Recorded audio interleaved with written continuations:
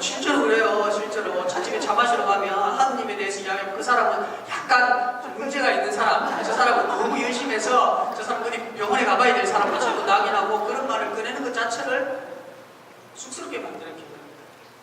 왜 그런지 모르겠어요. 말씀을 들음으로써 믿음이 오는데 아무 말씀이나 듣는다고 믿음이 생기는 게 아니고 뭘 들음으로써? 들으면 결국 그리스도의 말씀, 복음을 우리가 자꾸 이야기할 수 있어야 되는데 결국 그런 거에 대해서 이야기를 다른 사람 앞에서 또 또다잡게 하지 못하고 잘 드러내놓지 못한다는 것은 뭘 의미하느냐? 내 안에 담겨있는 게 없다. 아까 뭐라 그랬어요? 그리스도를 닮으려면 그리스도를 담아야 되는데 그리스도를 내놓기 위해서도 그리스도가 담겨있어야 되는데 내 안에 담겨있는 게 없으니까 뭔가 드러내놓을 것이 없으니까 자꾸 불안해서 거기에 대해서 그 주제에 대해서는 말하기를 회피하는 그런 기분입니다. 그래서 찻집에 가셔서 대화를 하시더라도 그 이상한 쓸데없는 이야기는 아니겠죠. 물론 정답을 나누는 이야기도 좋지만 정말 그 하느님과 관계된 이야기들을 통해서 삶의 이야기들을 좀 하시면 좋겠다.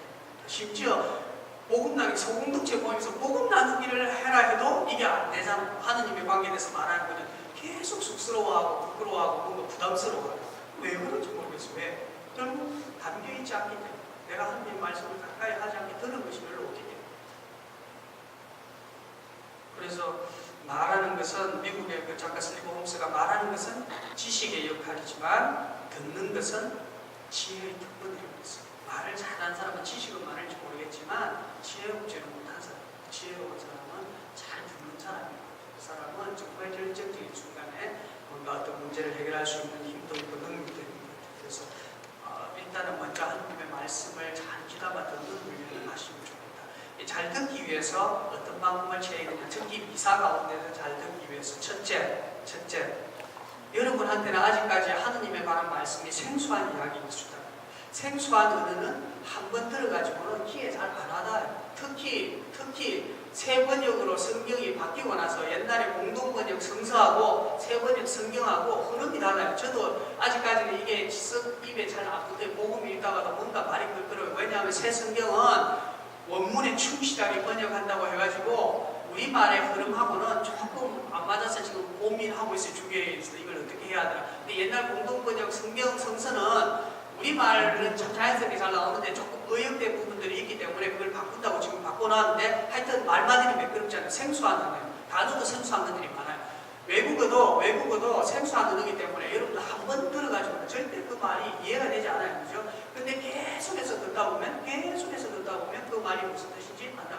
제가 미국에 가서 살면서 영어가 들진 않는데 교포사업을 해가지고 영어를 별로 쓸 일이 많이 없어서 영어는 안 들었는데 5년 반 동안 살면서 계속 그래도 뭐 어떤 형태로든지 뭐 밥을 사 먹으러 가도 영어를 대충이라도 해야 되니까 계속 듣다 보니까 감이 온다면 감이. 그게 무슨 말인지 정확하게는 못 알아듣지만 이제는 저 사람이 무슨 말을 하고 있다는 것을 캐치를 할 수 있다.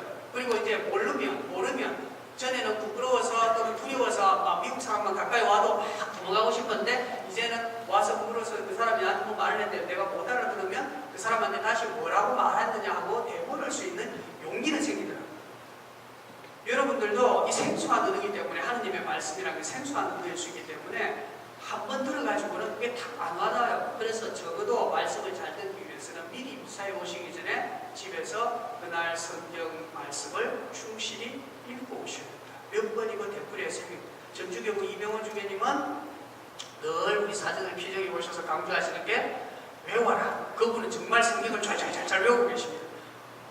저도 그래서 피정 마치고 나서 좀 시도를 해봤어요. 그러니까 정말 성경 말씀 중에서 제가 그렇게 여러 번 읽었는데도 안 와닿는데 이걸 외우려라고 뭐 정말 몇 번이고 읽고 또 어떻게 하느냐. 제가 성경 말씀의 주인공이 돼가지고 한 번은 예수님 역할처럼 예수님 흉내 내면서 웅변하듯이 이야기하고 또 한 번은 그 성경에 등장하는 인물들의 역할에서 그러니까 그 이야기식으로 그걸 내가 딱 몇 번 읽고 나서 이제 안 보고 외우면서 그 내용들을 그 연극하듯이 이렇게 웅변하듯이 막 해봐요. 그렇게 하다 보니까 내가 그동안 그렇게 성경을 읽으면서도 이 구절에서 발견하지 못했던 놀라운 부분들이 탁탁 캐치가 되는 게 있더라고요. 그래서 설 눈으로 읽어가지고는 내용 캐치가 안 되는데 깊이 있게 반복해서 계속 읽다 보면 여러분들이 정말 그동안 깨닫지 못했던 놀라운 깨달음을 그 말씀 안에서 찾아낼 때가 있습니다.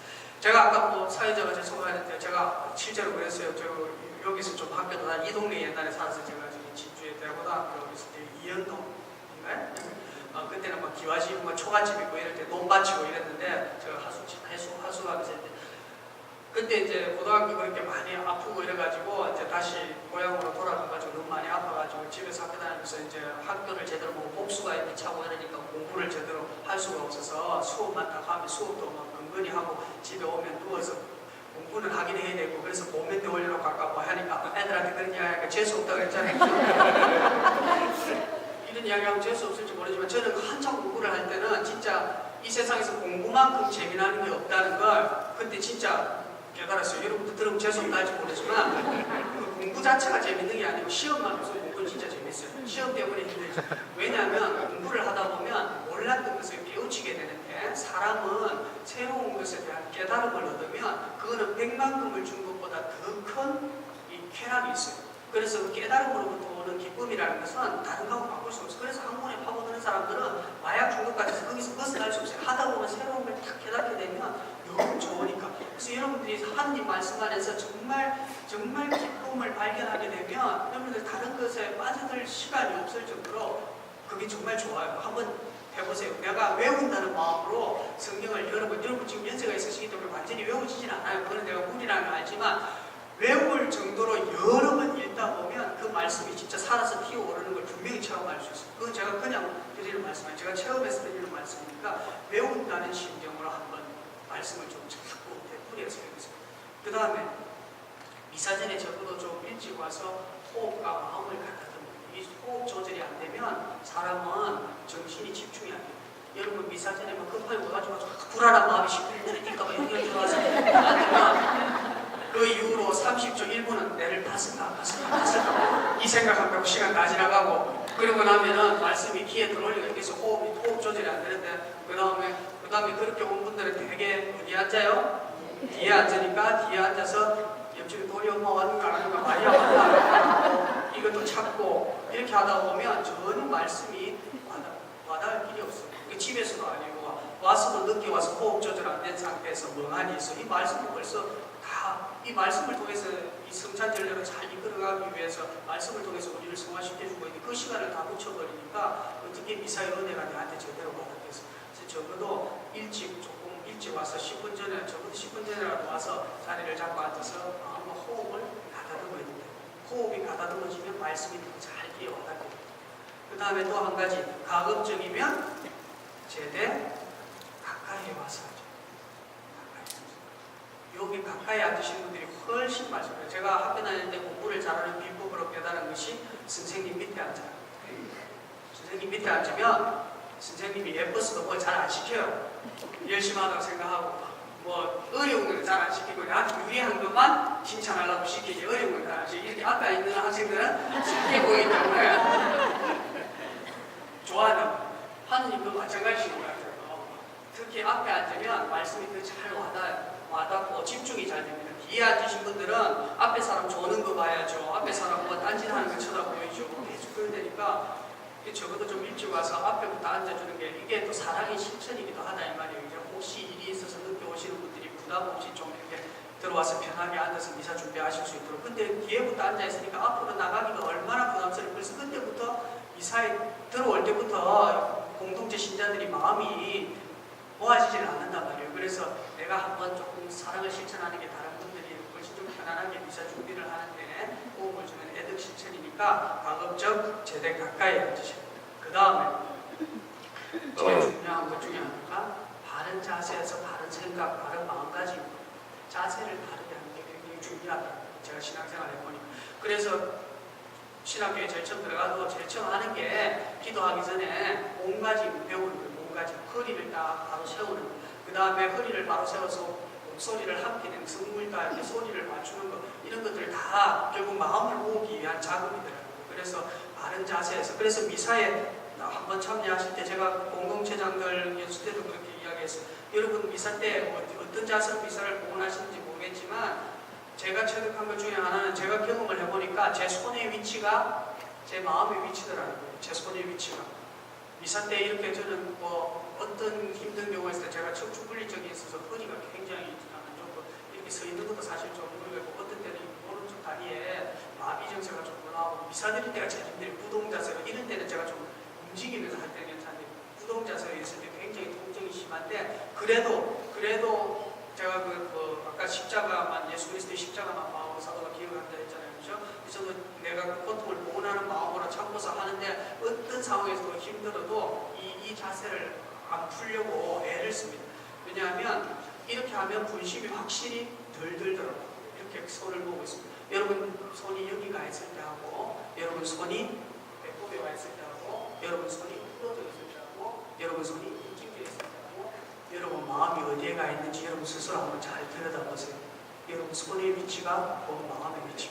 근데 제가 제주에서 미사 드릴 때 여러분들을 내려다보면 가관입니다. 가관. 대개 형제님들은 이런 경우가 많고 그나마 좀 이제 제대로 정성을 들여서 있는 분들은 대개 손의 위치가 이쪽입니다. 이쪽. 그렇게 해서는 절대 마음이 온전하게 모아지기가 힘들 것 같아요. 손이 내려가면 내려갈수록 여러분 마음이 자꾸 다른 곳으로 도망간다는 거. 그래서 힘들지만 되도록이면 손을 모아서 가슴 쪽에 가까이 두는 연습을 하시면 좋겠습니다. 진짜 한번 해보세요. 미사 때 마음이 달라지시고 미사 때 자세를 바르게 하는 것. 자, 그렇게 말씀전례가 끝나고 나면 성찬전례로 들어가는데 이제 성찬전례는 이제 감사하는 마음으로 우리가 빵과 포도주를 먼저 봉헌하잖아요. 그죠? 빵하고 포도주는 뭡니까? 하느님께서 우리에게 건강을 허락하시고 우리에게 비를 허락하시고 햇빛을 허락하셔서 하느님의 은혜로 우리가 결실을 거두었으니까 감사하는 마음으로 그 결실을 하느님께 돌려드리는 거잖아요. 그죠? 그러니까 봉헌의 참된 의미는 뭐냐면 봉헌의 참된 의미는 내 것을 하느님께 드리는 게 아니고 봉헌은 뭐예요? 원래 그분의 것임을 인정하는 게 봉헌입니다. 우리 봉헌 받으시는 그분의 것임을 그 소유권을 봉헌 받으시는 그분의 것이라는 것을 인정하는 것이 봉헌의 참된 의미다. 근데 우리는 흔히 봉헌을 뭐라 생각하냐? 내가 벌어서 내 것인데 자선에도 좀 사용하고 하느님이 내라 하니까 내가 봉헌한다. 그게 여러분들께 어디 있어요? 하느님께서 생명을 주시지 않으셨으면 시간을 허락하지 않으셨으면 비와 햇빛을 허락하지 않으셨으면 나에게 건강을 허락하지 않으셨으면 어떻게 그것이 여러분 것이 될 수 있겠어요? 내가 바치는 것은 하느님께서